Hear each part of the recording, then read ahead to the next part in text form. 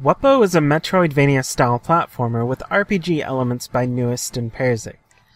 Wuppo is not what it seems. When I first saw the game, I didn't expect much. Steam has been allowing pretty much any game onto their platform, so it's easy to dismiss a lot of the titles that show up on upcoming releases, mostly because the majority of them are awful. The art style seemed kind of silly, and I hadn't heard anything about the game. But something about it popped out to me, and I decided to give it a chance.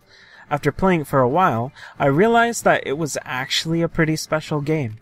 When you start the game, your character is fat and lazy, and sits on a pile of food boxes, which means I can totally relate to him.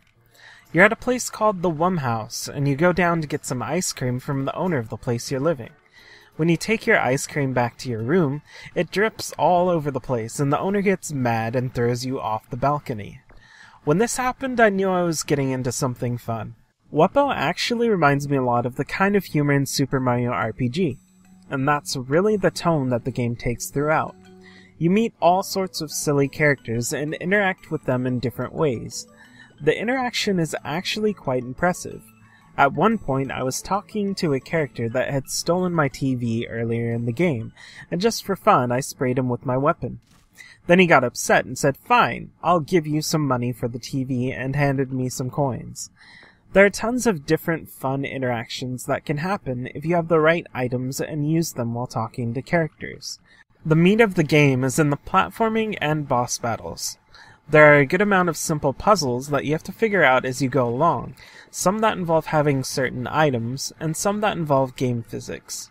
The bosses have a good mixture of patterns that you have to figure out, and just straight blasting them with your weapon. The platforming feels pretty good, though there isn't an option for a gamepad. The reason for that is that you'll be shooting something that seems like a paint balloon gun, and you have to aim using a targeting reticule. The environments you go through are fun and have a good variety of mechanics. In one section, you even have to pay attention to lighting, because you can only see in the limited light of a candle on your head. The story starts very simple, but as you move forward, you learn things about the world that are very interesting. The game has collectibles called films that you can pick up and play. They tell you about various events, history, and fill out the world a bit more. The game focuses more on character than a specific plot, and it has quite a bit of character. The art style is also one of the draws of the game. It's very stylized, and it reminds me of Yoshi's Island for the SNES. It perfectly suits the fun feel, and is the kind of style that is very timeless. This isn't a game that's going to amaze you with crazy realism or glorious teraflops, but I was happy to go through the environments, and some of the bosses are also really well done.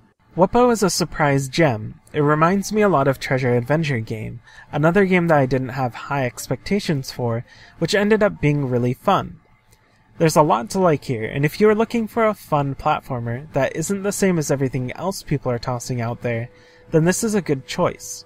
I recommend it for anyone, especially people who are into platformers with a fun twist. This has been my review of Wuppo, and I'm Melchior's from Game Clouds. Have a good night, friends.